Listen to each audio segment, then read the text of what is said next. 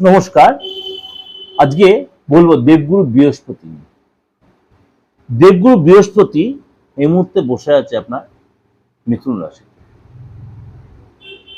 তো দেবগুরু বৃহস্পতি মিথুন রাশিতে বসে থাকার কারণ দেবগুরু বৃহস্পতি আমরা বৃহস্পতি বলি ভাগ্যের কারক গ্রহ। আমরা বলি দেবগুরু বৃহস্পতি এই 2 জুন কর্কট রাশিতে প্রবেশ করবে। তারপরে উপরে কিন্তু শনি মহারাজের দৃষ্টি পড়বে। সুতরাং 12 রাশির ক্ষেত্রেই কিন্তু তার প্রভাব বিস্তার করবে।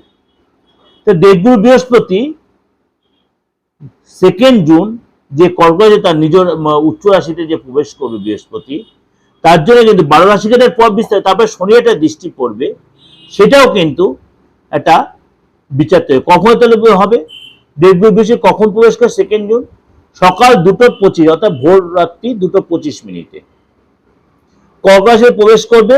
31 অক্টোবর পর্যন্ত এখানেই থাকবে।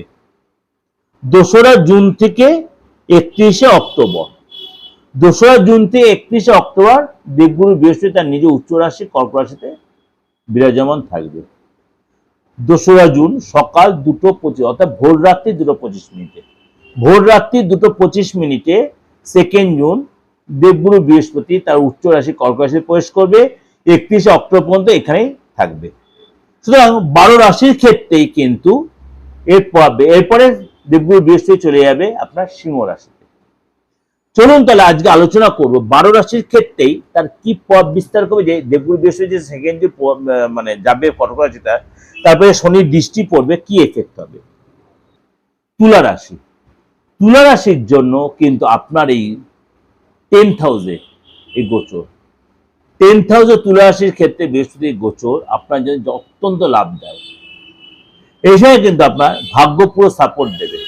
যদি আপনি চাকরির চেষ্টা করছিলেন, 10th হাউস হচ্ছে আমাদের কর্মের ঘর, শ্বশুরবাড়ির ঘর, সফলতার ঘর। এই সময় কিন্তু আপনি চাকরির চেষ্টা করছেন, আপনি চাকরি পাওয়ার প্রবল সম্ভাবনা, বিশেষ করে সরকারি চাকরির চেষ্টা করেন সেখানে পাবেন ভালো চাকরির চেষ্টা, সেখানে পাবেন। বসের সাথে সুসময়, যে চাকরি করে থাকেন বসের সাথে সুসম্পর্ক তৈরি হবে। আপনার এই সময় শরীর স্বাস্থ্য আগের চেয়ে ভালো হবে। আপনি বিবাহিত শ্বশুরবাড়ির সাথে সম্পর্ক ভালো হবে এবং বয়স্ক লোকেদের হেল্প পাবেন, বা কাজের জায়গায় আপনার বস আপনাকে যত সাপোর্ট দেবে, আপনাকে গুরুত্ব দেবে, আপনার সাথে মিটিং করবে, আপনার কথা যথেষ্ট গুরুত্ব এবং দায়িত্ব বৃদ্ধি হবে। এই সময় কিন্তু আপনার মার্গদর্শন হবে, সফলতা প্রাপ্তি হবে। এবং আপনার কিন্তু এই সময় ভুল কোনো রিলেশন, ভুল লোকের সাথে কিন্তু মেলামেশা করলে কিন্তু আপনি ঠকে যেতে পারেন, সেটা একটু যাচাই করে নেবেন। বাইরে কোনো শুভ কাজ হতে পারে, সম্পত্তির কাছে যোগাযোগ হতে, আপনার শ্বশুরবাড়ির কোনো হেল্প পেতে পারেন, তারা আপনাকে উপযোগে হেল্প করবে। অর্থাৎ তুলা রাশির ক্ষেত্রে এই ট্রানজিট যথেষ্ট লাভদায়ক হবে।